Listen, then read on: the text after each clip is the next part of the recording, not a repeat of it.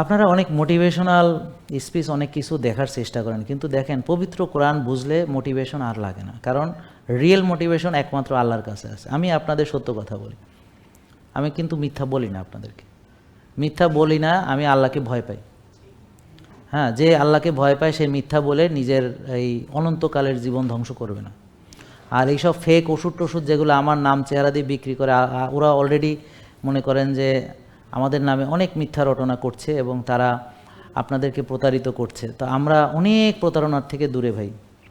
আমি যেখানে সবাইকে বলতেছি বিনা ওষুধে সুস্থতা, বিনা ওষুধে সুস্থতা, বিনা ওষুধে সুস্থতা, ওষুধ দিয়ে তো সুস্থতা পাবেন না আপনি।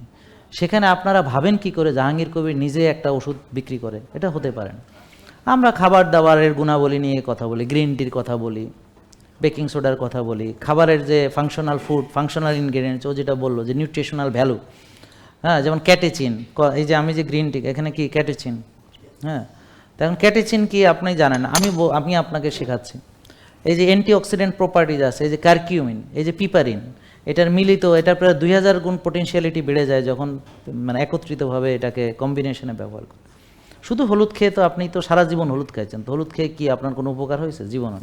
কিন্তু এই হলুদ যখন খাবেন, হ্যাঁ, তখন দেখবেন যে আপনার অ্যান্টিঅক্সিডেন্ট, অ্যান্টি ইনফ্ল্যামেটরি এই ইয়াটা আপনি পাবেন, উপকারটা পাবেন।